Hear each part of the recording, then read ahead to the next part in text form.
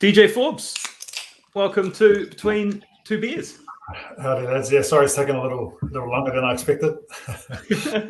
We had Eugene Beerman on the podcast about a month ago, and he had the most impressive beard on the show. He sort of stole the show from me and Shay, who are normally big beard guys, but I think you've got him beat. That is an impressive piece you've been working on there. Yeah, it's probably the longest I've had, even during my footy days, and obviously because of lockdown, there's no barbers open, and I don't normally trim mine. I trim it for work to try and keep it, a little bit maintained. Obviously, when my rugby days, I just let it go as bush as I could, and now I kind of like at the stage where I don't want to try and do any maintenance work, otherwise I'm going to have to maintain it. So just kind of let it go a little bit. Yeah, your guys' ones are looking pretty tight at the moment, so I feel like it's just good. Level 3 in Hamilton, the hairdressers don't trim the beards. So, yeah, they're getting a little bit bushy, but hey, it's working at the moment. First thing, Seamus sent me an Instagram story just before we began broadcasting, and it was you doing weights. It appeared from the caption that you're doing for the first time in 9 weeks. What's been going on? Oh yeah, the caption should have said Olympic lifting. I'll be trying to stay fit and active during bloody lockdown and whatnot in my garage. But it was good to get them in. Well, most gyms are doing the old outdoor classes now, so I managed to book in before the limited spots expired and managed to do some actual lifting today. So if you saw the actual clip, it was a fail lift. So obviously 9 weeks hasn't been working, but I wasn't too better than that before the 9 weeks. So yeah, things are about the same, I think. Fair enough. The way we do things between two beers, we tell the audience how we know the guests. So Shay, how do you know DJ? We met in Samoa in 2019. I think that was DJ's first gig with the New Zealand Olympic Committee. I was there with the men's football team for the Pacific Games. It was awesome to meet this guy that I'd seen on television. I think within about the first couple of days, he was lifting chili bins and sweating all through his stuff, helping me out. He snuck out a couple of times at night to go and find some treats for himself. And everywhere he went in Samoa, he got stopped for photos. So a real celebrity over there. And you, Steve, how familiar are you with DJ Forbes yourself? Yeah, obviously DJ's been a star of the Seventh Circuit for the majority of my adult life. 2 memories really stand out. I think the haka in the rain in 2014 in Hong Kong. And then there was that meme, that big fend-off, the everlasting fend-off against Argentina. They got turned into that meme, that sort of around the world one. Are the real strong memories I've got of DJ.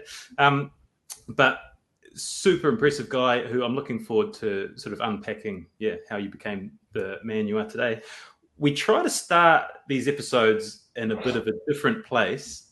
And on our research, one of the most interesting lines we come across is that you have a history with contemporary dance and you had to give it up. Can you tell us a little bit about that? Yeah, I think the key word you guys are missing there is Pacific contemporary dance. So people that may know a little bit about my background is obviously I'm half Kiwi, half Samoan, so quite a proud Samoan as well. So I guess I tried to jump on that bandwagon to express a little bit of my culture. Yes, it was contemporary Pacific dance. So our tutors really worked around sort of modernizing your typical Samoan and all the Pacific Island dances. And I do a bit of fire dancing. So when people ask me about it, I always refer straight to the fire dancing. If everyone knows Samoan, the sivafi, so it's the fire dance with either a machete-looking knife with a couple of fireballs on the side, or otherwise it's just a stick with fire. But yeah, we did all the other stuff as well, which was the contemporary, modernized cultural dance. Yeah. Have you brought that back out now that you're retired? Are you dipping a toe back into that contemporary Pacific dance? No, not so much the contemporary Pacific dance. My boy actually got into a little bit of the sivafi, so the fire dancing. So if I can get him to go and pick up that as a hobby would be awesome, just to try and keep it in the family. There's a couple of us cousins that do it, and one of my younger cousins is a tutor. So when I can, I'll get my boy off the devices and send them to the cousin to do some fire dancing practice. Not contemporary dance yet. So, who is DJ Forbes? We have quite a wide audience these days. For anyone who doesn't know, 11 years, 512 World Series games, 153 tries, 89 World Series tournaments, 6 World Series wins, 1 Sevens World Cup, Commonwealth Games gold medal. Incredible. One of the best sporting CVs that we've had on the show.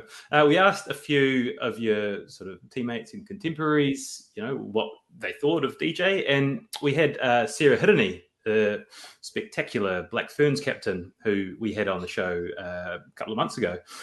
And she said, what an absolute legend, nicest guy, always admired how much of a family man he is too. In sevens, literally the hardest working person on and off the field. We saw some quotes from Steve Chu when you retired, says DJ was an integral part of an incredibly successful All Black Sevens outfit that defined the way the game is played. I think perhaps the public know a lot of DJ from around 2006 when you burst onto the international seven scene, but we're keen to start before that. Can you help paint a picture for us of the teenage DJ at Kelston Boys? Were you like the star of the first 15? Were you the guy who won all the events at Athletics Day? Were you a straight A student? What were you like at school? Probably first have to say I did have hair. I know a lot of people probably have only known DJ Forbes as the bald head and beard guy. So yes, I did have hair. I actually had dreads and an afro back then. So and to be fair to to my other schoolmates, I started off at Liston College. So did maybe 3.5, 4 years there, then left Liston to go and finish my schooling at Kelston. But no, I wasn't. I was a league player growing up. So when I went to Kelston, I was probably the outsider kind of thing, coming from another school anyway. So a lot of people assumed that I went there for footy. There was a little bit of a migration of students from other schools to Kelston when they had a lot of the All Blacks. Sam Tutupos and Loakis and Tuiletis, that kind of era. So I was around that era, but I had no intentions to follow the sporting path. So I was just, Kelston was closer to home. So I could walk home from school. I could, all those kind of things. I could be a teenager. I wasn't, I eventually made the first 15 in my last year of school because I was playing first 13 and one of the footy coaches asked me if I wanted to get a free trip to South Africa. I should give rugby union a crack and try and make the first 15. So I did that. I was just, I guess I was your typical teen, just enjoyed school, hanging out with my mates. Then I guess quite late into my last year, my last year of school, sort of saw that I may have had an opportunity to take sport a little bit further. Well, Kelston was the gun school when we were at school at the same time. Am I right? Was Sir Graham Henry headmaster there during your time there, or had he already moved on at that stage? So my first year was his last year. So he already left, and it was Steve Watt. So he was a principal there, and he was a rugby head as well as a lot of the names you hear, Nigel Hotham around the way. So a lot of those sort of guys that were sort of heavily influences for that rugby generation of that crop that you probably hear about or have heard about. I was sort of the guy just sort of coming into the scene from a league background and really just late to, I didn't go through, the grades and whatnot. So kind of stumbled across it, I guess. I was pretty fortunate. People that rise to the very top of their sporting fields, it always fascinates me. I love asking them about athletics day at school, because I see you as this incredibly ripped, strong, fast guy. Were you cleaning up? Did you win cross country and the sprints and the shot put and the javelin and, across much. the board? Definitely not. I do remember so I was born and raised in West Auckland. So I do remember going to Glendine Primary, and we had obviously, those were we talk about athletics. I remember those days, and those were when I probably was cleaning up and maybe the running stuff. I wouldn't say I was lightning quick, but any kind of long distance stuff, I enjoyed doing that. And I remember seeing a couple, photos that I don't ever remember, of trophies and whatnot for athletics. But definitely in those early school years, and that I I was, avid sportsman, I'd like to say, but I wasn't, the top of athletics or any of those things. I enjoyed sport, but definitely wasn't. I didn't have that natural talent that a lot of these kids have. You've mentioned your Samoan heritage already at the top of this episode, and I understand that your mum, her brother is Peter Fatialofa, the late Peter Fatialofa, who was Manu Samoa captain, was a huge presence around 90s rugby in Auckland and globally.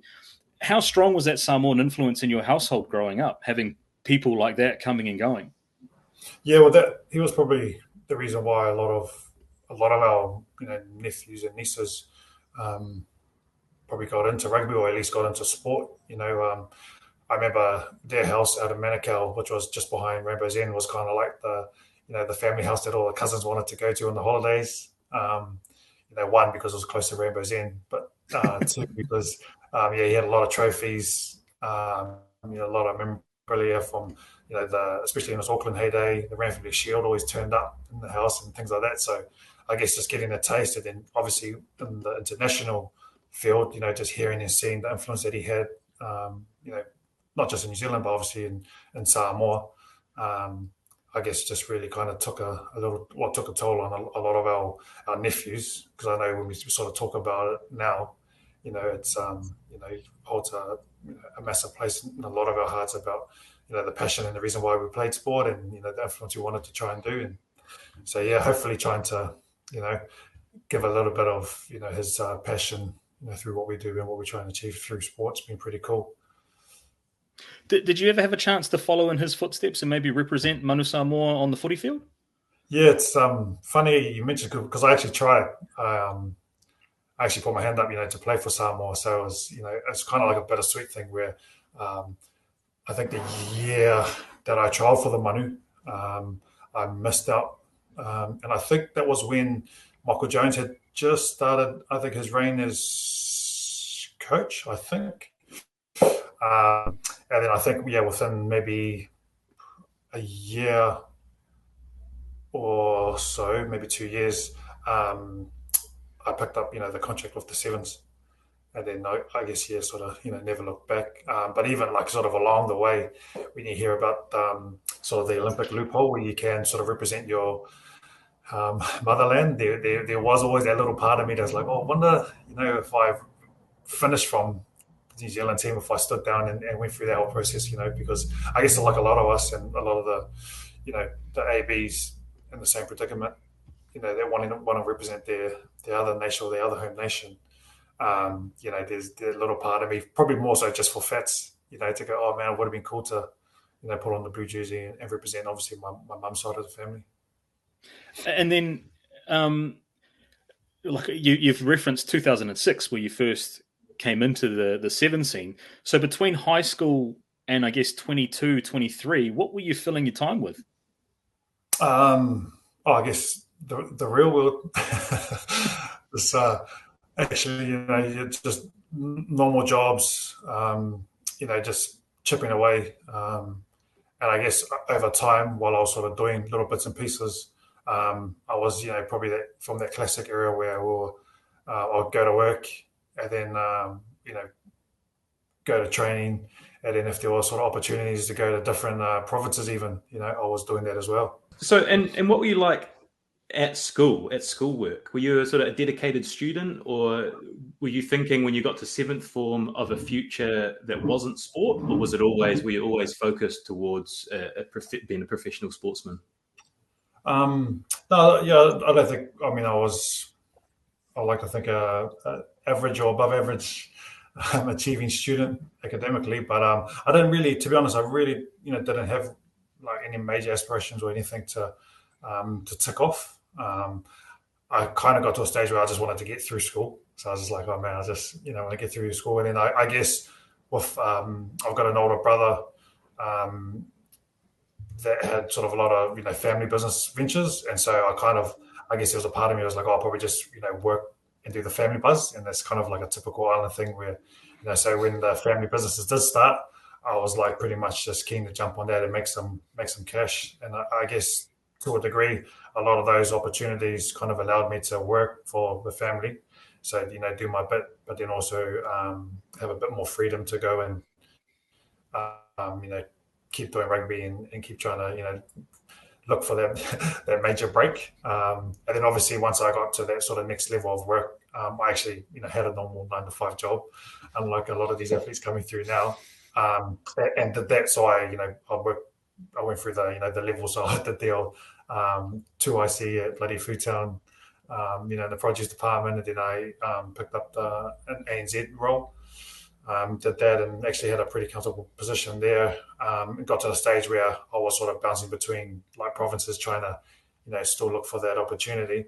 And they were pretty flexible. So that was a real good gig that I had going until the day, I guess, I eventually, got offered a contract for Sevens. And ANZ were keen to put me on like a part-time contract. And I did that for, I think, maybe 2 years until it got to the point where I could go back to them and say, actually, I'm done. I'm going to stick with rugby. I'm going to give this a good crack. So, yeah. You kind of laughed when you said it about these young kids coming through, not sort of knowing what a 9-to-5's like. But do you actually think that was a really important part of your journey, knowing what the other side looked like, knowing how good you had it as a professional athlete, because otherwise your life would look like that? Do you feel like that is perhaps a missing ingredient in some of the younger generation coming through? Yeah, 100% it is. And I think a lot of them know that. And you'll get the ones that are, that will, do the bit to try and at least, get educated while they're playing. Some will sort of look for those little opportunities to do a little bit of internship or, job placement just to have a taste. And I think now that I'm assuming we'll probably speak a little bit about it later on with the role that I'm in. A lot of what I see now is, the athletes on the other side that are either transitioning or, are looking for opportunities to upskill and to try and make the transition, smoother, after sport and trying to get back into the workforce. And I guess I'm a little bit like that. But like I said, because I, had a few jobs before I picked up my contract, and then when I obviously retired, I was still sort of navigating that kind of path as well. So, definitely would highly recommend that. There's a lot more sort of life skill learning going on before these, big time contracts that get handed out. As you were transitioning out of your rugby career, did banking ever appeal as something that you could maybe go back into, given that you had a background there? Probably did to a degree, but definitely not a numbers man.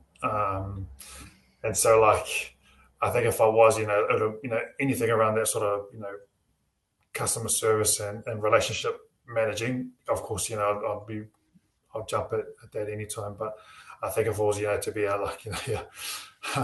the actual, like an accountant or a mortgage broker or things like that, I'd be sort of thinking twice purely just because of the numbers. Okay, it's time to talk about Titch, the most highly decorated coach in the history of rugby sevens, and a figure that really fascinates me. When I started doing some Titch research for this episode, I came across a terrific spin-off profile written by Sumo Stevenson in 2016. It was just before the Rio Olympics, and it had a few cracking anecdotes I want to read to help paint a picture for the audience, and then hopefully you can add a few of your own. So he writes, when Gordon Tietjens first became coach of the New Zealand Seven team in 1994, he and the selectors were at odds over several names, and neither side could find a way through the impasse. Tietjens, keen to ensure the team was his from the start and adamant that if he was to coach them, then he should also be picking them, took the selectors list to the board chairman and switched it for his own. When the team was read out, it was the team on his list. The selectors were apoplectic, but Tietjens had the team he wanted. And he goes on to write, knighted for services to athlete cruelty, Tietjens has just spent the last few days watching a squad of 18 players push themselves to vomiting point on his eponymous field at Blake Park in Mount Maunganui. Not that he would have much sympathy for any player who suddenly developed a case of retroperistasis. This is a coach who rather infamously once paid a visit to a player who had been admitted to hospital after a fitness training session and, upon seeing that player hooked up to an IV drip for severe dehydration, began giggling. right in his face. To make matters worse, he then inquired as to whether the poor young lad could be discharged from the ward immediately. He still needed to see him play an actual game before he could select him in the New Zealand side. Let's be very clear about this. Completely fucking yourself over in training does not guarantee you'll impress the most successful sevens coach in history. Now, those are a couple of cracking anecdotes from Scotty, and he writes them very well. But do you have any of your own that can help us sort of paint the picture of this man and his insane training methods? Oh, I mean, that's pretty spot on, eh? There's not too much more I can kind of add besides the fact that Sumo's talking about it, but I actually lived a lot of that for a lot of years, and I guess there's probably a lot of the purists that kind of look at us, especially some of us older boys from that sort of, I guess, earlier era, that kind of question why we continued for so long, and there were a lot of, I guess, frank discussions about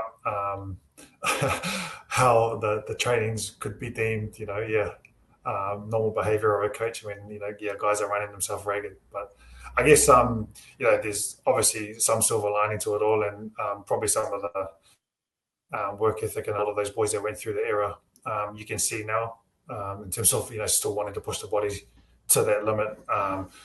Majority is still in pretty good nick. And I guess that's one of those things that he's sort of really ingrained in some of those boys' heads about, pushing the boundaries and really just, in his words, emptying the tank. But I guess just hearing that again, it's quite funny because it's like, no word of a lie. A lot of the guys would, be running themselves to a point of exhaustion. And I'm pretty sure I know the individual who was in the hospital. My hat goes off to him because he'd be one that if Titch told him to get up and run to make the team, he probably would have got out of that hospital bed and given it a crack. The stuff that you hear about Titch is, it's part legend, part nightmare, right? And again, in researching the episode, I think there's a quote from you about the diet that he made you guys adhere to on the circuit, which you described as rabbit food. Like, was it also, that strict when you're on tour? Did anyone have any secret stash of lollies or stuff in their hotel room that you always used to go and congregate in and go and smash if you could?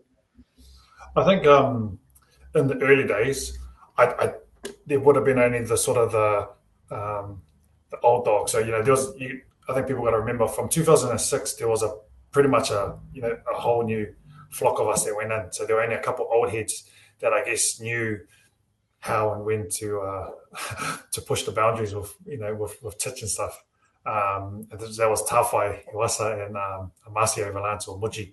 So those two were kind of like our leaders. They set the tone, and so for a lot of us, we were on the straight and narrow. We just wanted to make the team. We did whatever it took. So it was pretty much eating, sleeping, running, drinking, whatever Titch said, and then over time, I guess, we, found ways to try and keep the balance, on a good line, because a lot of these boys, were, they'll be in some pretty dark places saying, why can't we eat this? And they're not saying it to him, they're saying it to me, or we're saying it to each other, but no one was, still keen enough to push those boundaries. And like I said, as the years progressed and as our thresholds developed, we knew when and where we could sort of get our treats or our snacks and whatnot. But for those early stages, man,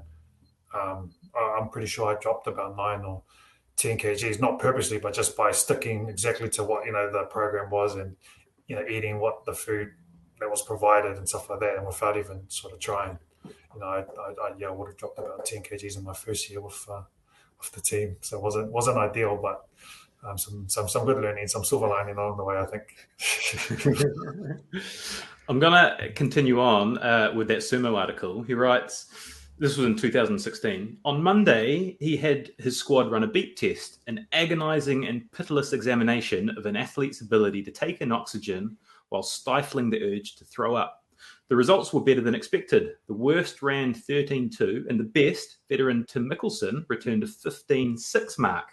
To put that in perspective, Mickelson ran a total of 3 kilometres comprised of 150 20-metre shuttle sprints in a shade over 15 minutes. That was sumo. I've heard a lot of legendary stories about Mickelson's engine. Did anyone ever beat him across your career? You must have seen some shit on that trading pit. Did he have the biggest engine? Who was the best? Oh, I mean, yeah, he's definitely right up there. And I think there are times, there will be probably sort of maybe like five guys that would typically lead, a beep test. But yeah, Mickelson, yeah, I guess especially in those early days, he was the most underrated, I think, rugby player. And even just, in general, I know in those early stages we used to call him Tim the Builder. He didn't look the part, But in terms of his resume speaks for itself now. He's, one of the greats. But in terms of his engine, that guy can go all day, and it was a privilege to be able to run alongside him, knowing that he's always gonna turn up.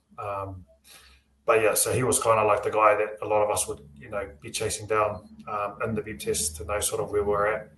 But yeah, man, I take my hat off to him because he's done a lot of Ks on those pins of his, those long white pins. He lives on the beach, but he should be getting a tan or something by now. But he's still got his long white pins. The other test that got a bit of public sort of recognition was the Bronco, when Beauden Barrett returned his time of 4 minutes 12 in 2020 for the All Blacks. So the Broncos are a 1.2 kilometre shuttle run, which is comprised of 5 sets of 20 metres, 40 metres and 60 metres. So I went on a bit of a running journey myself about 2 years ago. I was on this mission to try to run 1 kilometre at the same pace as Kipchoge did when he ran his sub 2-hour marathon. So I was trying to do 1 kilometre in 2 minutes 50, which is, as you know, incredibly fast.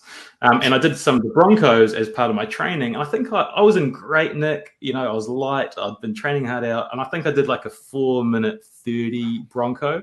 So Beauden Barrett did a 4 minute 12. When you saw that, I mean, everyone was like, amazing. Is that an amazing time for a sevens player? Like, would you guys go under that? No, yeah. So I think that was his latest one. And I remember when we got into the Broncos, obviously because it came from, as far as I know, ABs of 15s originally started doing that. So typically with Titch, it was always just the beep test. But then once sort of, I guess, the rugby community or the New Zealand rugby community started getting into different tests and, trying to streamline the test. So then the beep test turned into the yo-yo. So we started doing the yo-yo.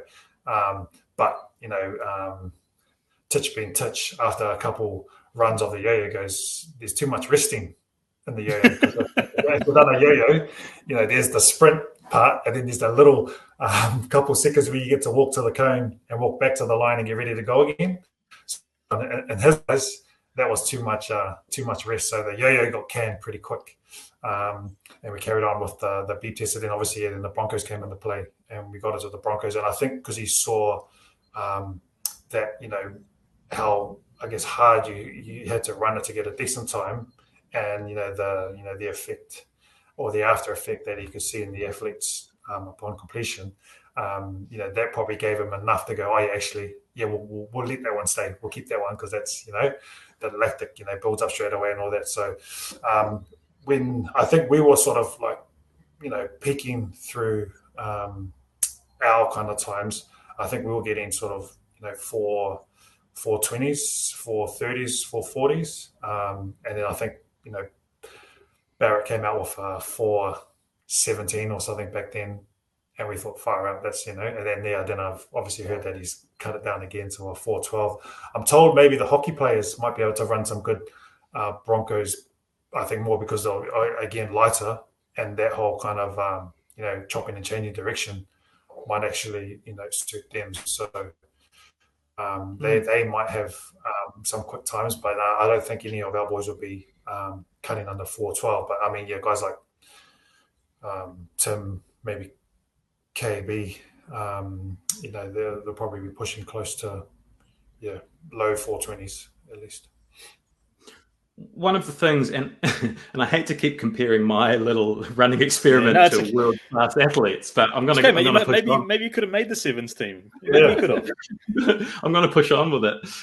One of the things I quickly realized is that it's more mental than physical once you get to a certain level. I would dread these 1K time trials I'd be doing because I'd know for 80% of them I would just be hurting in the hurt locker.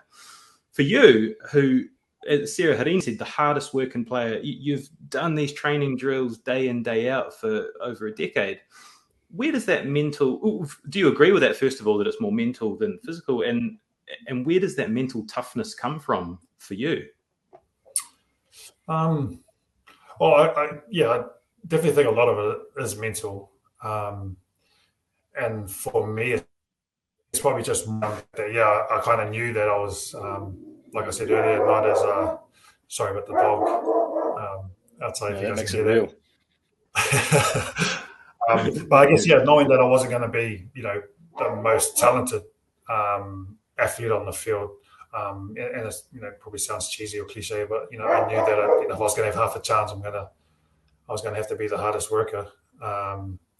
And I think I kind of got a lot of satisfaction out of being the hardest worker because it wasn't more of a mental push, and there were, I guess, the easy outs, so to speak, in sport, and it kind of gave me, I guess, or in my eyes at least, half a chance to stay in the game, and probably maybe half the reason why I was in the game for as long as I was because I probably could push the boundaries a little bit more, which obviously ticked a lot of the boxes for Titch when he was running his crazy sessions. But even just putting the body through a lot of that drama, and I think even now with I'm sort of getting into a bit of CrossFit, and I've got all the sort of bumps and bruises from my footy career, but I'm still keen to learn a new skill. But probably more than anything, like you're talking about, it's just that mental push. I've been looking for something since finishing rugby that kind of gives me that same satisfaction after a workout, and so far. CrossFit's doing it. I wish it was golf or fishing or something. It could give me the same satisfaction, but at the moment it's it's CrossFit. So it's kind of, and I guess it's all part and parcel of that whole mental push and keeping the mind in check, I think. I'm really fascinated, and before we move on, I'm fascinated just to double back onto Titch, because you were his captain for a long time. And I'm really interested, I don't claim to know you particularly, better than anybody else, but I'm really interested in how that coach-captain dynamic was. Was it a good cop, bad cop kind of a relationship between the two of you with the rest of the players? Did you really have to run the cutter between Titch and the playing group when you were on tours? How did that look? I think, to make it easier, I think the first half of my career span, a lot of us were sort of, all in the boat together, just all wanting to do, what we could for the team. So we're all kind of growing and leading together. So had a lot of, sort of generals around me. So I think, I had the bracket beside me and, all that kind of stuff. But I think everyone knew, what we needed to do. We were a new team, so we needed to sort of build this whole kind of empire, so to speak, from scratch. But on the back end of my career, I think when there was sort of that generational change of athletes, so you had sort of, the Gen X, Gen Y, whatever you want to call it, and the differences in, how they, I guess, respond to training and coaching and whatnot. I guess that was when I did have to start being a little bit more of the good cop, and trying to sort of, I guess, not mitigate, but always to some degree mitigate when I could. But, just to sort of navigate whatever messaging was coming through from Titch, trying to deliver it in a different way when and where appropriate was probably a big part of it. And then it got sort of, right down to the end of my career where, trying to get to the Olympic Games, I was just keen on, doing what I needed to do as an individual and get my body right. So, I had no longer, the captaincy and everything else. I just wanted to, make the Olympics on my own merit and get there injury free and go and have a crack at that. So, I think just more so near the back end And again, that kind of, we sort of laugh about it, but there were, I guess, a lot of, individuals that probably didn't respond to, I guess, his type of, I want to say coaching, but, training more so than anything, about, training harder or smarter rather than harder, things like that, so yeah, it was a real tough process, I think, at the back end of my career, because, it was, kind of trying to navigate that whole relationship, so I guess, one thing when I look back on now, probably a little bit of the reason why I got into a little bit of study around the whole athlete-coach relationship and trying to, learn a little bit more and dive a little bit deeper into that. It's really interesting what you say there, because towards the end of your career, it kind of coincided with the rise of the sports scientist, right? And hearing the stories about Titch and Titch's methods, I can't imagine a sports scientist being able to stand idly by on the side of a training field and allow you athletes to go through what you were going through. So I can imagine it's just a kind of a natural changing of the guard almost.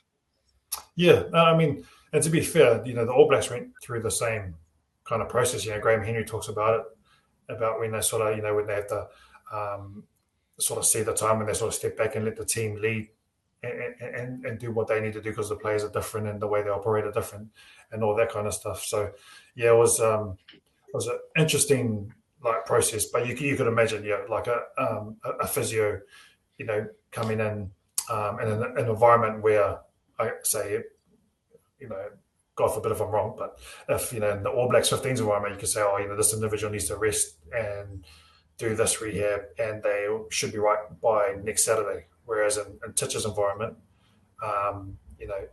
if that individual couldn't run right now, then be right for the, for the weekend. Was that kind of concept. So, and I think over time trying to, to, I guess, come into a team and like I say, if it's a physio or S&C trainer saying, we need to do, this amount of Ks to keep the boys fresh and da-da-da, whereas Titch has done it for so long, another way, got results.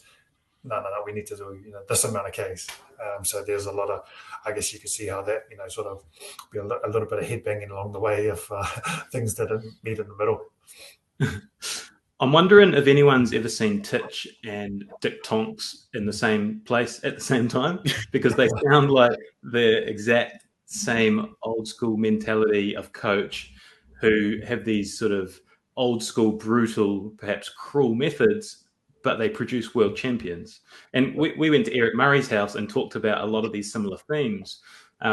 He's a guy that loved it. He thrived off that. He said that, he wouldn't have won the races if not for Dick Tonks's his methods. They didn't work for a lot of people because, they weren't for everyone. They were for the people to get to the very top. But at the same time, he said there is a very thin line between bullying and high performance, which I think is kind of what you're alluding to there a little bit. It's a very tricky line to navigate, isn't it? Because, we laugh about the story we told about the guy in the hospital from running and saying, you got to get back out there. It could be taken two ways. It could be like, well, that's the attitude you need, but also, well, hang on, that's actually too much. So how do you find the line? Where do you know where that line is? Yeah, well, I guess each to their own. A lot of these coaches will have their own kind of philosophies and framework. And I guess for me, because that was kind of the intention after rugby to get into coaching. So I did a year of coaching, and I think I might have spoken to Seamus a little bit about it, that I got into my own studies to develop my own coaching framework. So I guess there's a lot of things that I would do differently, and that's kind of based on having that, that EQ ability to know your individuals, to see how they respond and how they act, to different kind of coaching and techniques and all that kind of stuff. And in the same way, I guess just myself being aware of the athletes that I'm dealing with, to ensure that I'm engaging the right way with each and every one of them. And I guess that's always going to be hard, because there's no one formula that works for everyone, and you can't sort of expect everyone to just jump when you say jump kind of thing. But I think definitely, just that fine line comes down, to the individual, and there's a lot of other ways I think you can get that buy-in, to create that trust and that relationship with the athletes, and then how that progresses, sort of starts from there. But I agree too. There's definitely elements where when it's time to just put your head down and work hard, that it needs to be done. And then there's obviously times when you need to give an extra pat on the back or a bit of cotton ball to ensure that the athlete's in a good place. It's an interesting one, right? Because this debate seems to be going on and on and on. There's a coach in the English Premier League in charge of Leeds United, Marcelo Bielsa. Now he plays a game which he deems murder ball, which is basically all of his coaching staff have a football each, and they play continuously for an hour and a half. The ball doesn't go out. If the ball goes out, they throw another one. They keep going. I think Titch had one called Death, where you guys just played touch or contact for 2 hours until somebody fell over. Right? There's methods behind the madness that seem to work, and all these things are kind of cyclic. Yeah, well, I mean, I'll be first to say those early years with Titch and the training, we were winning, World Series because we were the fittest team on the World Series. There were, there'll be times when you'd see other teams, they may be stacked with whatever superstars and all that kind of jazz, but because we were going to outwork a team, we got away with just being, simply fitter than a lot of those teams. And then I remember that game, Death, and because I remember everyone talking about it and saying, "Oh, there's a game," and he hadn't brought it up. So we're wondering, is this game ever going to come out? And I'm pretty sure it was at Rhetoric International Stadium. And it was one of those mornings, those early mornings where you run out and you feel the cold air go through your sort of nose, and it sort of just messes with your head and your sinuses and stuff. And I was like, this is not a good day, and it was like crisp morning. And then obviously, he was like, "Oh yeah, we're gonna play a new game," and it was Death. And I remember, like near the back end of the session, there would have been probably like literally would have been like 2/3 of the team that were dropping like flies because of cramping up. Like this is during the game, so and I remember sort of all of us sort of stopping, starting, dropping, stretching, trying to prevent cramp and all this. And it wasn't like one. It was like 2/3 of the team just like dropping one ball, like.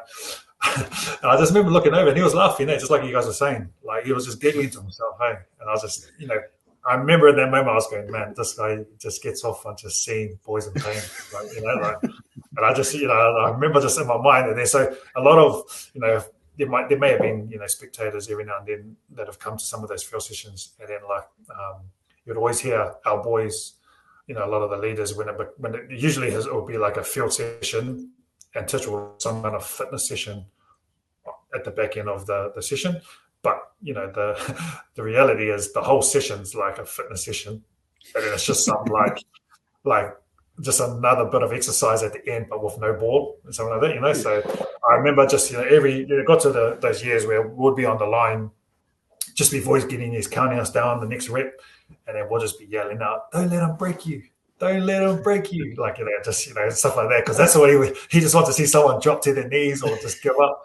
And so we'll run and say, "Don't let him break you, don't," so and so you can see how that could kind of still galvanize a team, and it could break a team. So you could have that one or two individuals that go, "No, just said I'm out," and they'll stop, but there wasn't anyone that would that physically stopped in our sessions, but I know for a fact there would have been guys that would have been running, dragging their bottom lips, going, "This is flipping, this is bullshit." Whereas there'll be some of us that are running with our flipping chest out, going, "Yeah, give us more if you want, if you got some more, bring it, because we're keen." So I guess that was some of the exciting moments where the boys were just trying to fight the good fight. It's, again, I'm going to go back to my career, but it's like pre-season training when there was fitness drills coming up. There'd be kind of like a nervous energy in the changing room before you'd go out, and it was quite funny to see the different characters react in different ways. Like you say, some people were just all about it. Some people would just be stressing about, what the drills are going to be and how exhausted they are. But did you find that was there raw nervous energy before one of Titch's, death sessions? Oh, yeah, 100%. Most of our boys, because we knew a lot of our selection was riding on those fitness tests. So, like you said, my typical camp selection process when I first made the team was we'll drive, we'll get a rental van. So one of us get nominated, we get the email or letter, from our manager.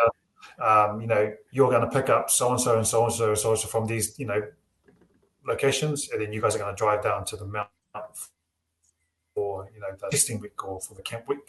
So literally, whatever night, pack the bag, go and get the rental van, pick up all the other jokers that are coming down the camp to get smashed to try and make the team. And we get out of the van pretty much, get your key for your room for the however long you're there. Pretty much, unpack your bag, and then it's literally go and meet in the conference room. And then he, in those early days would say, "Oh, sweet, introduce everyone. This is our layout for the 3 or 4 days." And then we'll pretty much go and get changed and then straight to the gym for the beep test. So remember, we'll be sitting in the van for like 2.5 hours, 3 hours. No one knows, like sometimes you'll be sitting beside someone you've never seen before, and we just go do the beep test. After the beep test, you do a phosphate test, which is that, the 10 sprints, the 40-meter sprints going every 30 seconds. And that's all recorded. So you're seeing your drop off in time and that. Go back to the, the hotel room, chuck off your kit. If you're lucky, we'll go and do a quick recovery, have lunch. And then in the Arvo, we'll back out again for training. And that was just your typical, so you've done a beep test, you've done a phosphate test, you've had a quick feed, and this is, we just got out of the van, from Auckland, sitting, cooked up for like flipping 3 hours. So, and that just went on, and then you get smashed for like, 3 days. He'll go into a room, talk with his manager and whoever, and then walk back out. So, thanks for coming, and name the team. And then the guys that obviously made it stay on, and the other guys take the rental van back home and back to training. Obviously now they're like all based down there and live in the mountain and everything else. But it was a tough environment. So you had to be pretty hard skinned, because, like I said, there was no kind of like farewells and hugs and kisses goodbye. It was pretty much everyone sort of there trying to crack the team, and then the others obviously went home, and then over time that kind of process.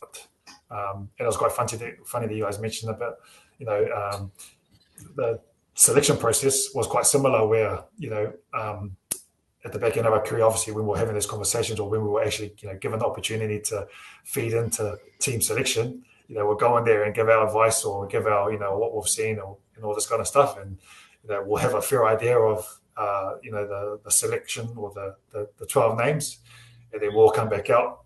And then when he calls out the list is totally different again. And we're like, did we just waste our time talking, or did he even take any of our advice? So it was real interesting.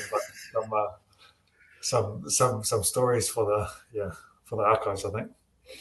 I don't know if you're aware of this, but when you were retelling these like intense training weeks, you really light up. Like, yeah, you can see it's like, I don't know if you enjoy retelling it, or you just enjoyed that experience. And I'm thinking maybe the latter, based on you get that burn out of CrossFit that you don't get from golf or surfing or whatever it is.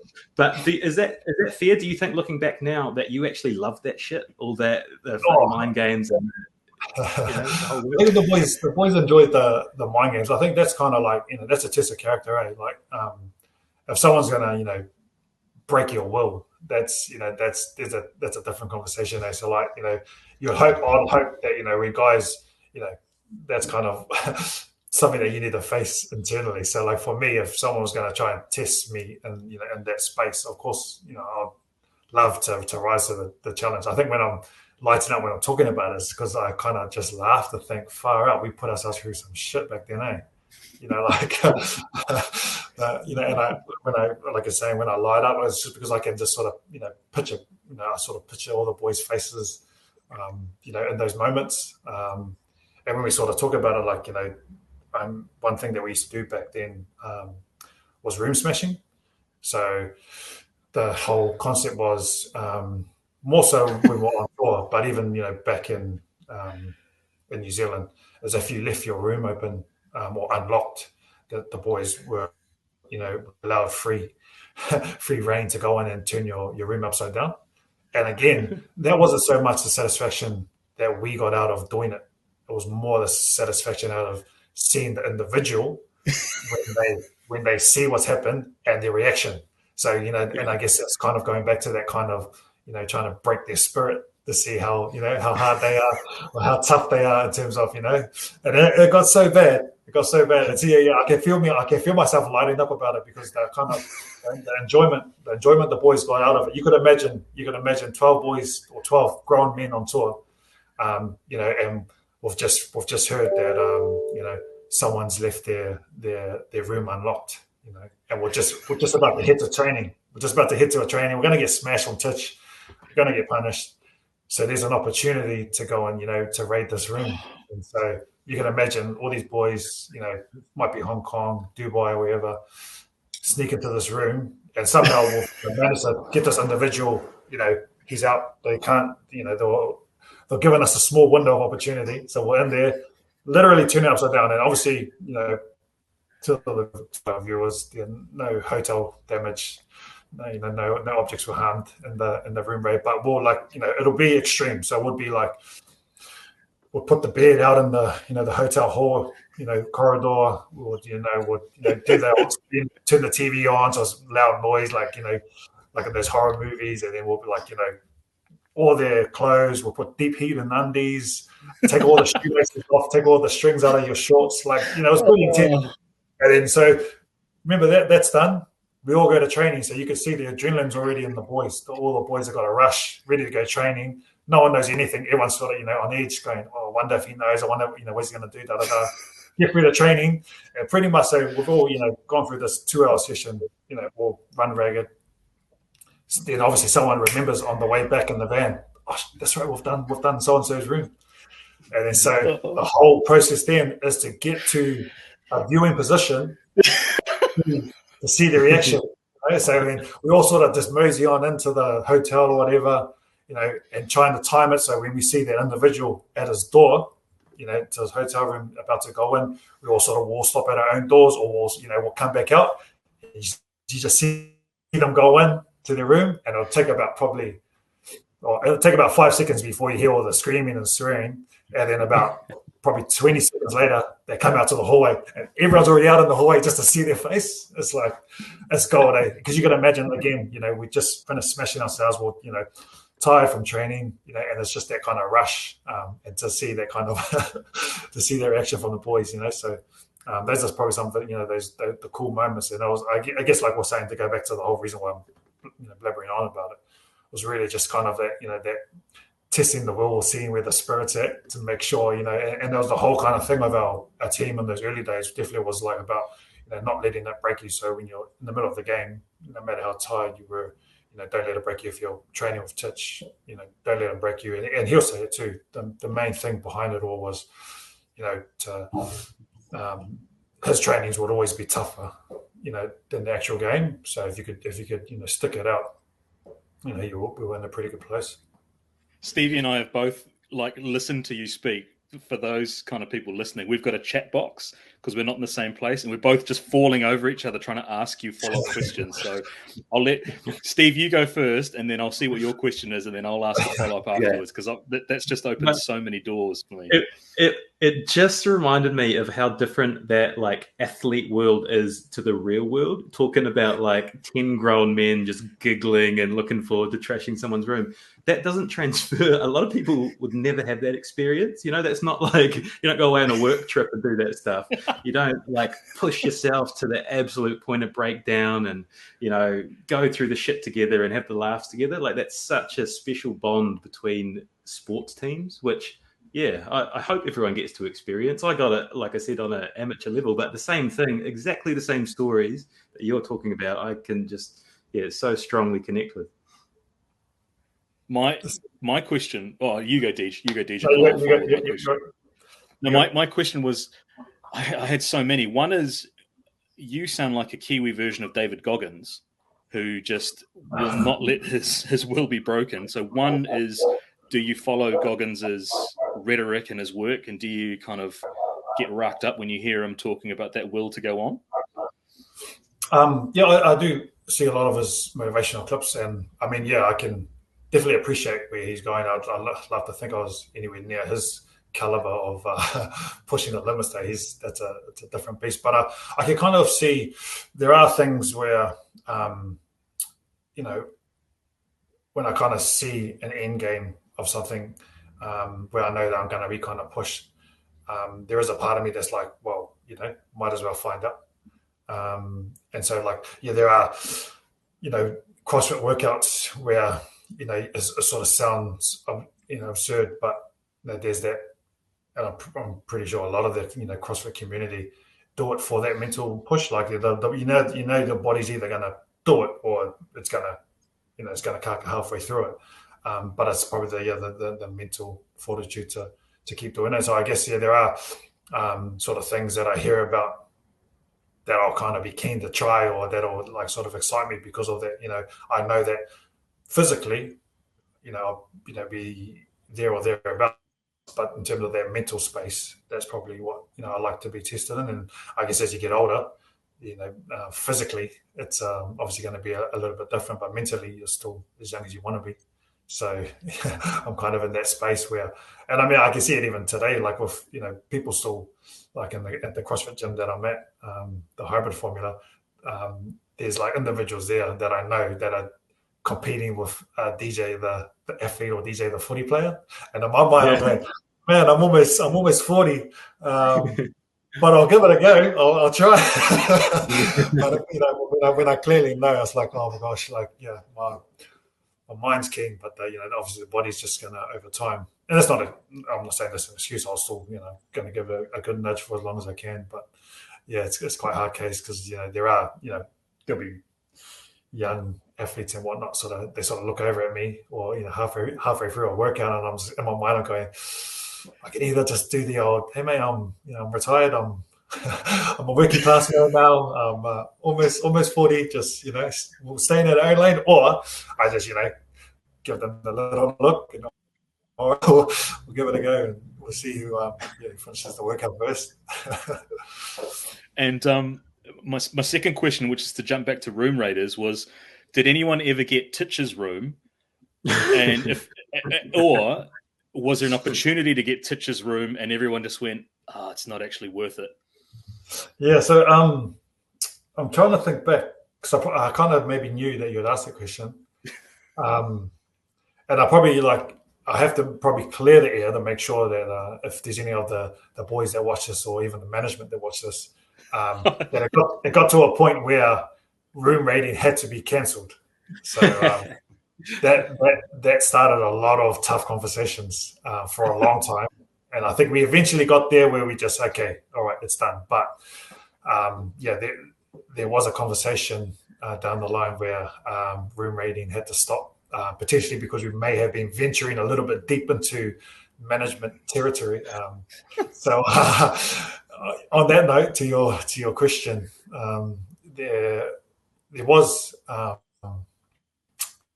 would like to say, at least a couple of attempts at Titch's room. That's not, you know, saying who was involved in any of those attempts.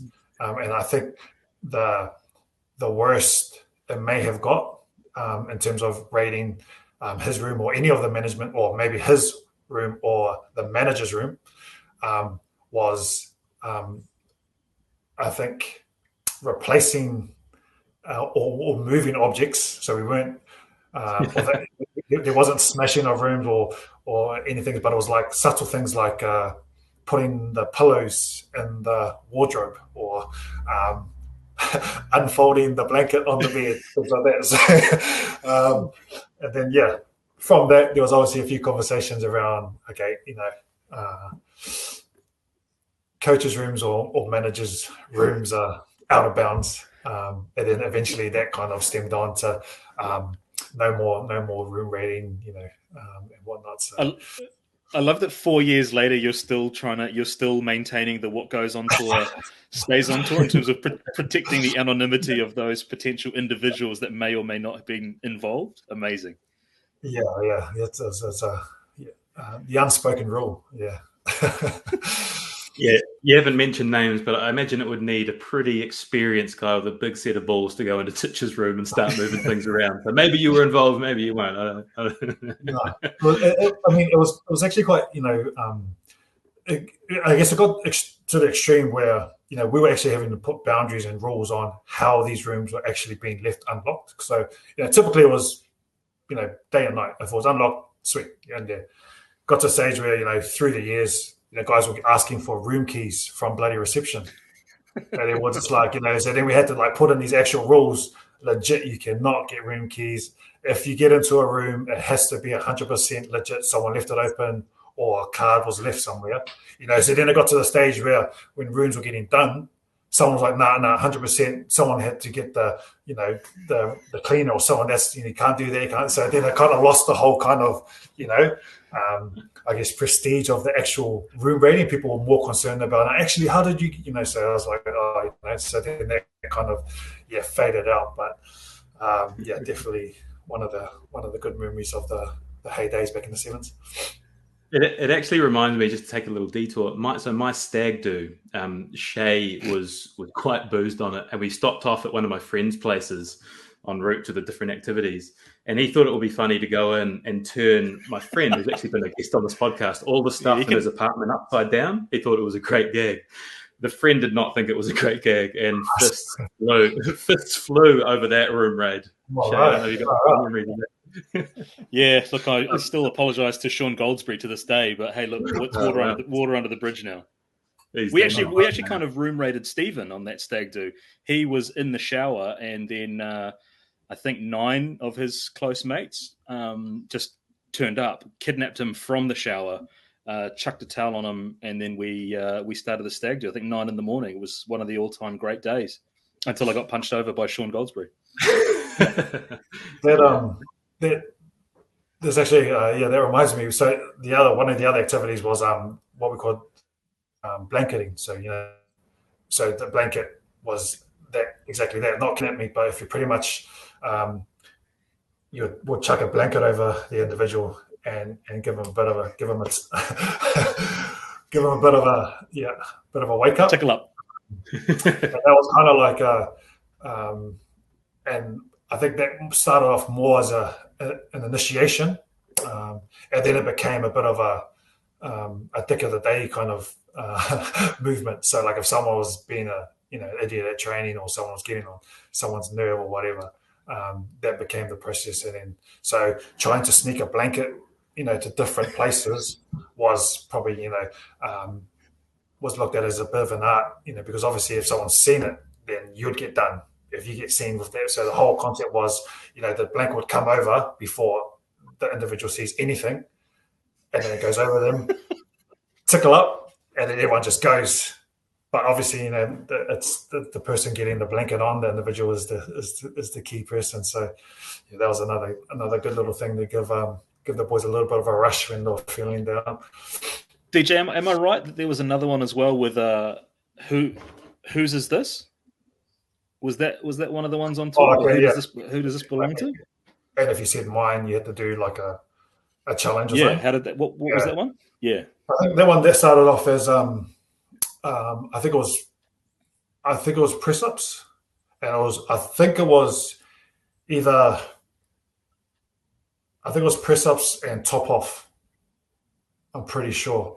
So like you could, if it was, if you're on the plane and you said mine, you'd have to get into the aisle, take the top off, and count your press. But obviously, there'd be a lot of noise and racket to try and get the attention. And like, so if you imagine we're at a restaurant, on the last day before we fly out, and someone says mine, and they'd have to take their top off and do 5 press ups. So it would stop the restaurant, and everyone would be looking at what's this weirdo doing, flipping press ups, top off, like shot, So yeah, I think it was if you could make someone say mine, that was a challenge. I feel like we could talk about the stuff all night, but I am going to attempt to move on. I sort of briefly covered all the glory. I actually just want to touch on one of the hardest parts of your journey. So in Titch's book Legacy, which was published in 2017, he was pretty outspoken about some of the difficulties which led to a tense standoff with New Zealand rugby ahead of the Rio Games. And it resulted in a number of All Blacks sort of pulling out at the last minute. I think he described Ardie Savea's last-minute change of heart as a dagger in the chest. I think Ben Smith, Bowden Barrett, Savea were all linked with appearing in that team, and then they all faded away. And it wasn't much better on the field. I think Augustine Pulu, Ben Lamb, Joe Webber ruled out beforehand. Sonny Bill ruptured his Achilles during the Rio tournament. And I think at one point it left you with about 9 of 12 players available. Was that the toughest period for the All Black Sevens across your career? And with the benefit of hindsight, what could Titch, could the team have done anything better? Yeah, it was. Yeah, well, clearly, in terms of our Olympic campaign, that was really tough to take. I guess I was hoping that would be sort of the swan song, for me. Maybe even write a book if we managed to get a medal. But it wasn't to be, and I guess again, sort of tying that into some of the my studies were sort of based around that. I think just the chemistry probably wasn't where it needed to be because of all the the comings and goings, and I guess the disruption with trying to get players and players being available and not available, and all that kind of jazz. And you could imagine if there's a bunch of 7 specialists that are sort of willing to put their hand up. And then you've got this sort of added bonus, because I know a lot of those players had played with us and for us at the Com Games. And so a lot of those players, the Sevens players within the contracting system would have been well aware that, they were easily capable of performing and competing for our spots. And then as well as the new 15s players that were keen to put their hand up for Sevens. So I guess the dynamic was always going to be a tough one. And all countries, I guess, to be fair, were in that same predicament. But I think for me, just I guess being there for so long and then being at a pinnacle event that had only been sort of included in the latter years, and to sort of go in with, I guess, the amount of disruption wasn't ideal. Then we get to the Olympics, and 3 of our frontline guys get injured. And then I say the same story, time and time again. I think even with 9, we, and a bad sort of day 1, day 2 kind of performance, we still had a chance at winning the medal. That quarterfinal against Fiji, went down to the wire, and we probably played our best footy in that one game. And I think, hindsight is looking at it now. What did the team do better this time around? Well, they definitely had a lot more consistency, and they definitely had their core group of players that they were relying on to go and do the job. So I mean, there's a few things that I'll differently, but I can't take away, I guess, the learnings from that experience. Otherwise, I guess I wouldn't be here sort of looking back at things I would do differently if everything went smoothly. So I guess just trying to find some positive out of that kind of experience. And I think I was fortunate to be at the Olympics in the role that I am now. To see the boys and the girls go in and perform really well was awesome. But I think also just being back in that environment and seeing how things were was a good thing to see. Did that 2016 experience help you in terms of dealing with athletes in Tokyo in 2020 that maybe didn't perform to their expectations? Did that kind of set? I know there was a number of you in those athlete support roles that were there, but were you able to draw on some of those experiences to kind of help some of those through? Yeah, I mean, and we probably didn't have the luxury of being a lot more connected because of COVID and whatnot. I guess both pre and post. Like obviously during, it was good to be right in the trenches with the athletes, like in the the NZ Tower, and seeing them come and go. before and after performances and whatnot. So it was. I think for me being in that position, just a great opportunity to sort of, when I was either talking or engaging with athletes, or, keeping in the back of my mind, I guess what I went through as an athlete, what we went through as a team, and then sort of, using some of those circumstances to, shed a bit of light, probably more so now just in the role, just, being aware of the areas that we probably need to work on, that either sports, NSOs need to be mindful of, as well as just, ways to engage with the athletes to, kind of create some similar ground so they can talk about stuff if they want to. But definitely in a pretty privileged position, and hopefully in one that I can actually help, a lot more athletes in the coming future. When we talk to high-profile world champion athletes like yourself, it is often a difficult transition for them when they decide to retire and then move into regular work. And I know you've got kids, you've got a young family. I think you went into like more of a 9-to-5 thing and a desk job. You were studying as well. It could potentially be a bit of a recipe for disaster because it's so different to what you're used to. How did the mental strength and the discipline that you had in the training and on the field translate to life after rugby? Yeah, well, I think that's probably been the best part of the journey, to be fair. Like with the role I'm in now, as athlete engagement manager for the our New Zealand Olympic Committee, it just allows me to sort of, promote what I almost went through in terms of that whole transition space. And a lot of the area that we talk about now is, operating dual careers, which is promoting, education or work alongside sport, which in turn will make the transition process, a lot better, or you would hope a lot smoother, having those life skills or that education behind the athlete. And then I guess a lot of it sort of comes down to that, identity piece. For a long time, I guess I probably, without even thinking, was DJ the footy player. And I guess what we're trying to, talk about is that, these athletes are humans, and there's an individual before the athlete. So I think, the more, upskilling and making them more aware of them being more than just an athlete is probably the key part of it all. And what I'm enjoying is, when I retired, I jumped into coaching because coaching was what I felt was the easy thing to do, and that I'd be safe in that environment, although it was still a massive, risk to go and start a coaching business to pay the bills and whatnot. But I really enjoyed that, from that was what I knew. It's the game I loved. It's the sport I loved, the people and everything else.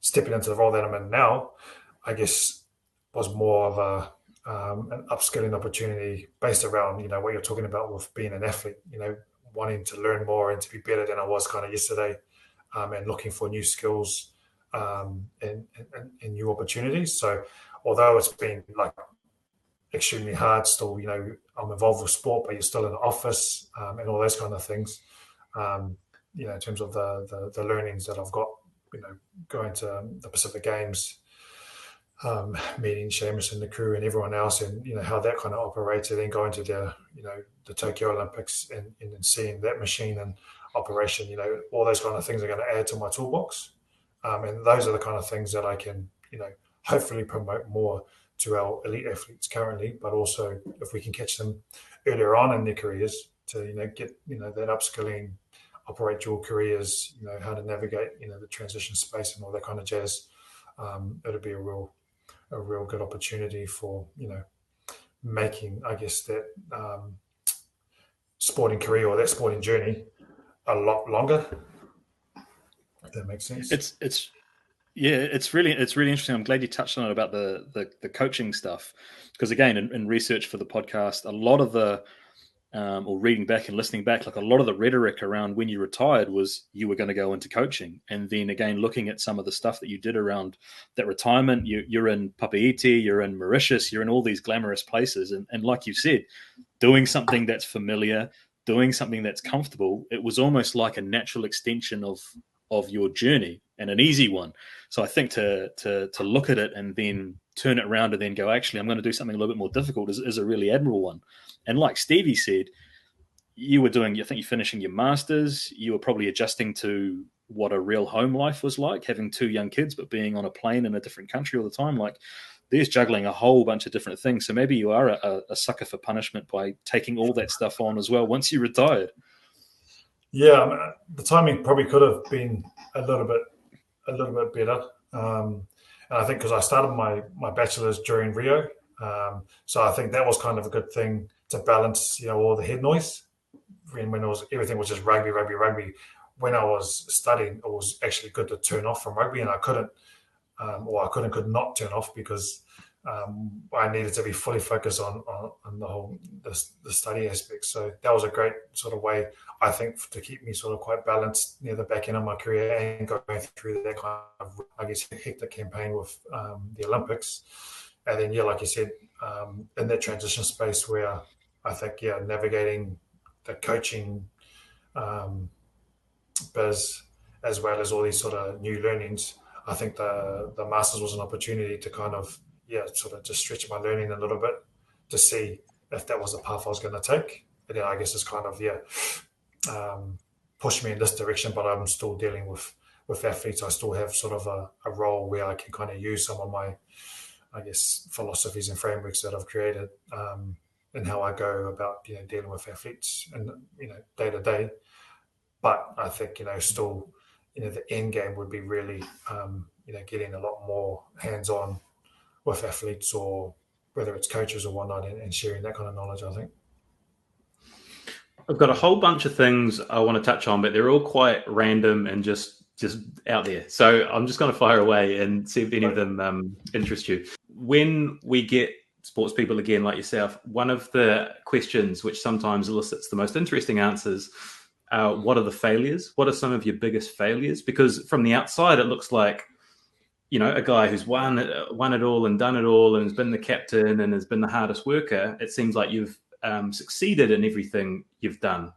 But is there anything that stands out across that whole journey that, or even when you were younger, when you failed at things and you weren't good and you had to work past them, or you stepped aside, or how did you deal with it?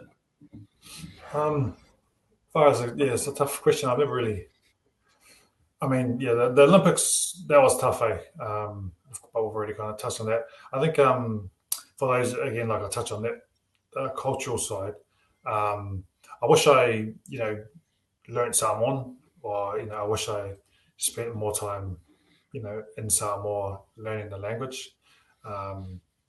There's been a couple of times where I've been asked, to get a chief title.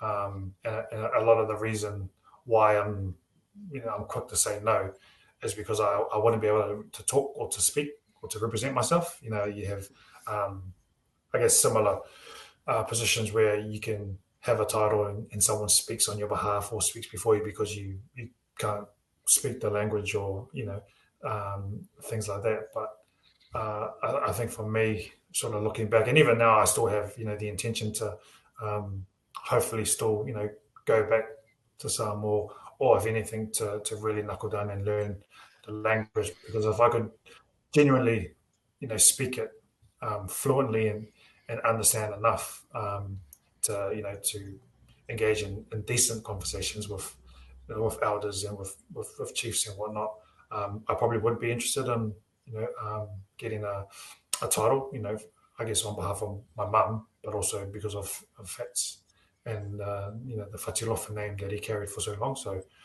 that's probably one thing that I've probably always looked at and wished that I would have done better on when I was younger. Was and half the reason why I enjoyed being part of the Samoan group at schools, and why I opted for the contemporary dance group and fire dancing and whatnot, to really represent that Samoan side of me. And I got the, Samoan sleeve on my arm, and I guess I went through that kind of phase where being a lighter shade of brown, I was always sort of, had that complex, thinking that, I wasn't good enough or wasn't Samoan enough for a lot of people.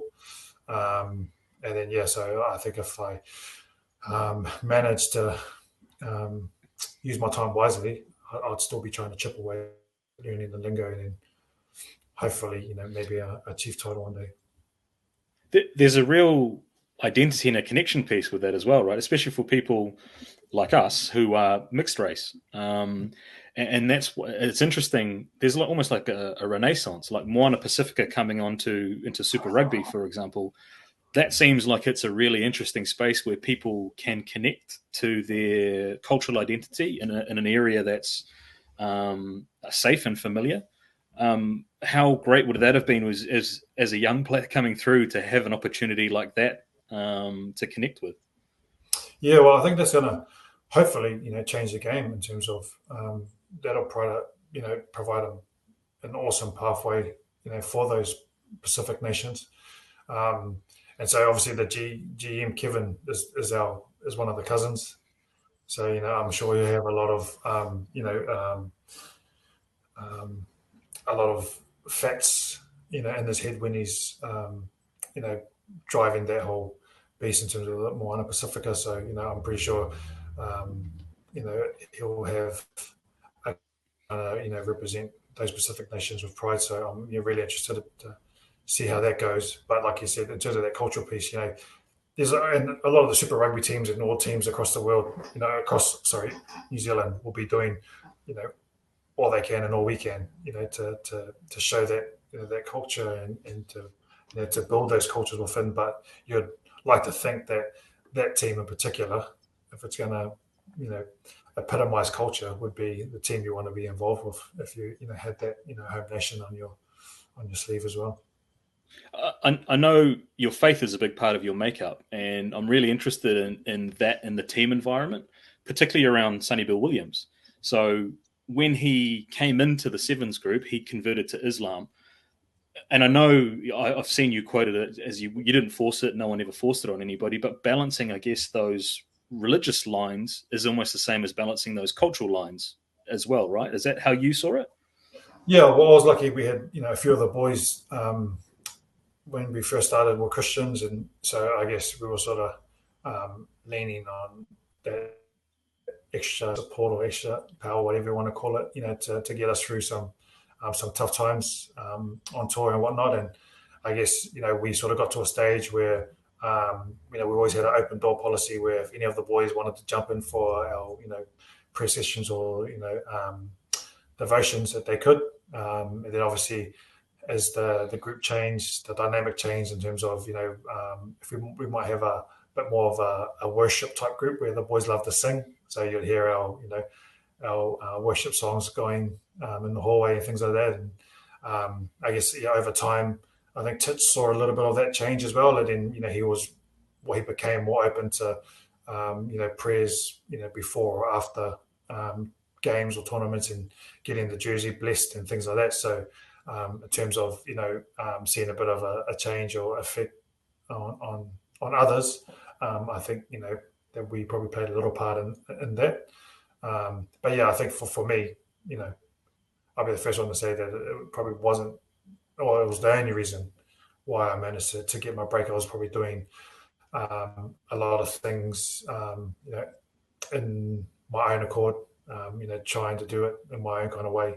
And it wasn't until I guess I really sort of asked, God to take the wheel and to do what he needs to do with me that I actually, got my crack got my opportunity with the Sevens team. So, to this day, we're still the families, we're still Christians and proud Christians, and not perfect, but definitely proud to be a Christian. And if I can help influence in any way, then I'll try and do that.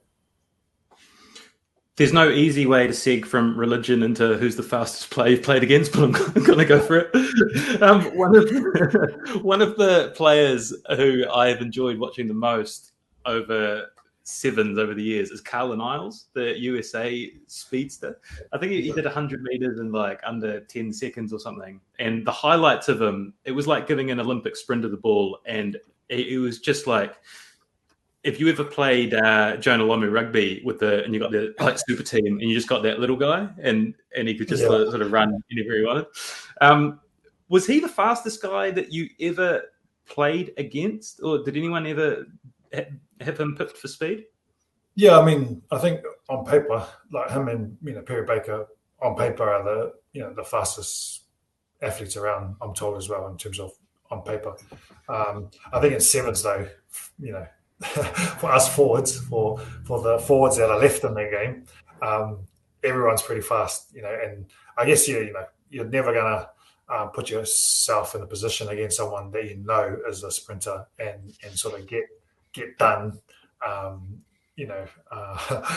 on purpose or anything like that. But yeah, in terms of just lightning quick, you could see, when I know that our boys, our backs, our fast guys, are trying to shut a space down, then you know that we're going to be in for a bit of work. So obviously, there was always, tactics around. If we, get a chance to run at them, then we'd run at them to obviously make them tackle and get them tied up in rucks. So then hopefully we'll free up our fast guys against their slower guys, and that kind of mind games. If you can catch them, in a ruck or whatever, then you try and rough them up or whatever.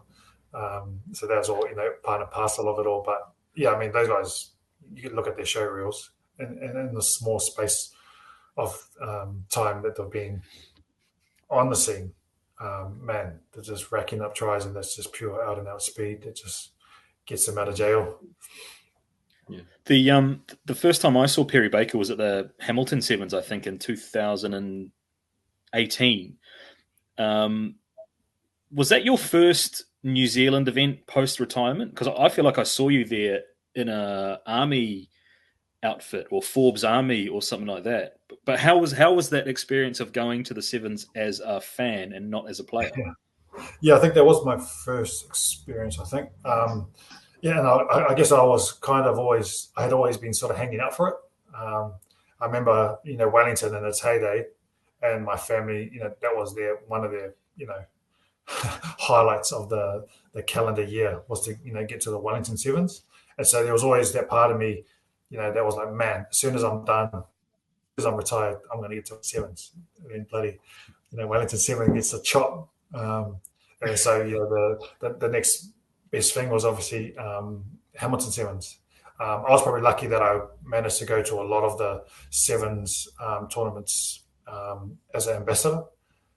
So I managed to get to Hong Kong and Dubai and Singapore, a lot of those, even the World Cup in San Fran as an ambassador. So got to experience it as a fan, but not, to the extent that I probably wanted to as a fan. Obviously being in the corporate box or whatever with sponsors or commercial partners, you're still a little bit tame. But it was just really cool. Like, I mean, you can see the hype and how, Sevens in terms of a spectator sport is an awesome sport to watch, 14 minutes, if it's a good game, then awesome. If it's a stink game, well, it's only 14 minutes and then another one's on. A lot of action, a lot of tries. And then, like you said, you guys would know the crowds amping, the skill of the actual game itself is awesome. So, you can't really ask for much more when it comes to a spectator sport. So I think I just love being there. Didn't have itchy feet. People usually ask, any itchy feet when I get out there? And I was like, nah. Like, all I had to do really was to tell myself, the amount of work that I'd have to go through again to get out on that pitch, the amount of, or the rabbit food and the food that I'm not allowed to eat and all that kind of stuff would just, would do my head in. So, What's the best costume that you've ever seen in a Seven stadium? Oh, man. No, I honestly wouldn't know. Because every year there's always a theme. So if the Sevens are going to happen tomorrow, I guarantee you that half the stadium would be the costume from Squid Games. Yeah. I guarantee you, right? And it's just like, so that's kind of all it really is. You have the original outfits, and then you have, the classic stuff, and then you've got the what's trending. So the trending stuff was always the cool things that you kind of wanted to see what would come out and who would rock it first. But yeah, I think if I was going to go as anything, it'll be either the Squid Game or that's the Squid Game workers or the doll from Squid Games. If I'm sure you have. Yeah. You have to go one or the other, right? Or you just go as one of the gamers. But yeah, there's been some cool. I thought you'd go as one of the 300. Go as one of those starters. Bring that back. So, yeah. Well, my list is almost empty. There's a few little notes here which I'm going to let Shay take. Something about donuts, scooters, and traps. So, Shay, where you go? Well, you've mentioned food that you get to eat now, but have you ever found the perfect donut? You always seem to be on this quest to find the ideal donut. I think so. When people ask, like, I think a true. I love how you're going into your whole persona's changed, and it's like the academia of a donut. A true testament to a donut, I think, is if you can eat just a plain glazed donut, and go back for one, then I think that's the standard you should be looking for. The ones with the fillings and all that, it can always be hit and miss, or you can be as extravagant as you want, and you might be able to hide the dough with an awesome filling, or you might be able to hide the filling with an awesome dough. So I think the key is if you can get a plain Jane that makes you go back, then And I think for me at the moment, there's a place out in Ranui. I don't know whether we say the name or because it's advertising, that guerrilla marketing and stuff like that. But a place out in Ranui, they know who they are. And their one's a sourdough, so I don't know whether it's a dough that makes it different. I don't know. So, that is awesome. But then there's, like, honestly, like so many now online that, like, literally I'll try whatever, whenever, to see if I can find, like, a standard. And the worst thing is that there's a bakery down the road, which is, like, in walking distance, that has some awesome donuts as well. And that's not, like, plugging them. Or maybe it's because it's close enough to walk, but that is good enough. Like, and I'm not fussed that if I can't get to another spot or if it's too far to drive. This place is pretty much would keep me happy as my local for now. So. Yeah, if you're the intensity of the donut chat is impressive. Yeah. One of the other staple stories of this podcast is my experience at the Athlete Food Hall in London in 2012, where I embarked on a cheeseburger eating contest with Roland Jeffrey, who was the physio actually in Samoa as well. Now, I've heard that you put a world record number of dumplings away when you were in Tokyo. Is that true? Well, I would like to think it's true. The numbers were definitely accurate. What sort of numbers are we talking? I think on the chat I put down. I think I was over 250 by then. That makes sense. In what time period? Well, the duration of the games. So, like, I think there was some formula where I think I was eating at least eight dumplings a day, at least.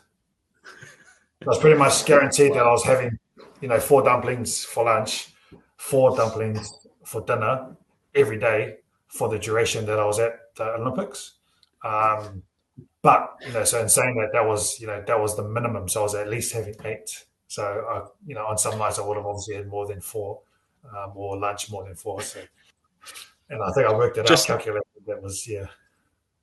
Just for the listeners, just allow me to indulge the dumpling chat a little bit longer. And this is a very niche question, but would you ever consider, Stephen knows where this is going as well, would you ever consider a chicken dumpling, or has it got to be pork only? I think it has to be pork. He's thinking about it. Yeah. Yeah. I mean, I think never chicken in a dumpling. Yeah. So I'll eat a chicken dumpling. But I think when you like, when it's the if you're going to rock up somewhere, you'd assume that the first dumpling that would be on that tray would be a pork dumpling, right? Yeah, thank you. That's all. That's pretty much all I needed to hear. I think we've probably exhausted food chat, and maybe even podcast topics if we're getting into Stephen's dumpling habits. Yeah, I think so. That has been great. There was one more question, Shay, on here about a scooter. Have you still got the scooter? Where's that come from? 100%. That was a clip I saw. Do you want to talk us through the modifications that you've made to that scooter, DJ? So it's called the model is actually a Honda Joker. So when there was a bunch of us rugby boys back in the day, they thought it'd be cool, just cruise around in scooters. But we needed to find sort of one that kind of looked, at least half decent. The fact that we're driving a scooter is probably, another story. But if it looks half the part, then we could probably get away with it. So these are retro-looking scooters, so you can kind of sit back on it, kind of look, big enough and manly enough for a rugby bloke to be on it. So there was a few of us, a lot of us that got it. We got scooters, different colours and whatnot. I ended up putting some white wall tyres on mine. A white trim leather seat. Put a 6x9 speaker in there. Neon lights under the body. And Mercedes sticker on front. Nice. And that's the front. So I've had it for I don't know how many years now. It'll be getting close to 15 years. And the wife was like, get rid of it. It's a waste of space and whatnot. But every time I rock up somewhere, everyone's always like, "Whoa, that's me." That's I guess if I ever get a bit of cash, I'll do it up and try and obviously re-chrome it, maybe a new paint job, and some real some real good sounds. I don't think anyone would question your masculinity if you rocked up with a scooter with those traps that you've got, because I think those traps are probably the biggest traps in world sport still. Can I just jump in? This was going to be the last question. I asked Sarah Harini what she thought about you and anything to ask you, and she basically only had one question, and she said, "Ask him how he got his traps so big." It's really interesting that people always mention the traps. The traps are obviously for decoration because I don't think they make me any stronger. I'm definitely overhead stuff. I'm weak. Shrugging stuff, I guess I'm about normal. So I really don't know what they actually do for me. And if I'm being frank, between my mum and my dad, the traps are from my mum. So yeah, they I don't know why I don't work on them. I don't do anything differently from anyone else. But yeah, it's just a genetic thing at the moment. So that's all I got to say. Maybe they just got to keep that beard up. Traps that size just to maintain that head with that beard on there. The weight from the beard, yeah. Hey, we have kept you for long enough. That has been awesome. We've touched on so many great areas there. I know everyone out there is going to love it. So thank you so much, DJ, for spending the night with us. I hope you've enjoyed it, and good luck on your journey. Cool. Thanks for having me.